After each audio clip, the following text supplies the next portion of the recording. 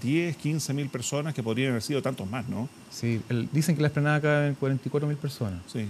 Y yo también no veía más que 12, 15 a todo reventar. Siendo optimista, digamos. Sí. Cuando vemos que el vuelo de Francisco, que también tiene su propio hashtag a propósito de redes sociales, ahí con el vuelo de la TAM, que ha regresado a Santiago, y se repite la lógica que hemos visto en los desplazamientos anteriores. El vuelo papal, recordemos, va el Papa con su séquito, unas 35 personas y cerca de 70 periodistas que lo acompañan desde Roma por esta gira en Chile, luego siguen a Perú y luego el regreso hasta Ciudad del Vaticano. Es justamente la comitiva de periodistas la primera en descender por la escalera posterior, y ya vemos la figura del Papa Francisco descender las escalinatas, y en el aeropuerto está Pamela Araya. Pamela.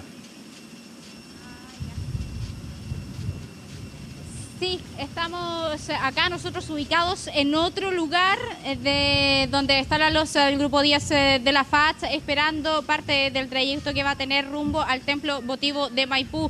Él ha aterrizado hace algunos minutos y lo que ustedes, claro, nos están comentando tiene que ver con el descenso ya de todos quienes venían desde Temuco luego de haber sostenido esta multitudinaria misa en Maquehue y luego de reunirse con distintos representantes de diferentes sectores en la comuna de Padre Las Casas. El vuelo llegó dentro de lo que estaba previsto, por lo tanto se ha ajustado a lo que tenían establecido de acuerdo en agenda y ya rápidamente se va a dirigir hasta Maipú. Carabineros tiene todos los accesos cortados y cualquier vehículo que haya por acá finalmente se le pide que se estacione en algún lugar y es Carabineros el que tiene que dar el paso, así que hay varios retrasos en cuanto a los traslados por automóviles en este sector y esa es la razón. Una vez que ya el sumo pontífice deje el Grupo 10 de la FACH y tome rumbo básicamente hasta Vespucio, es cuando se va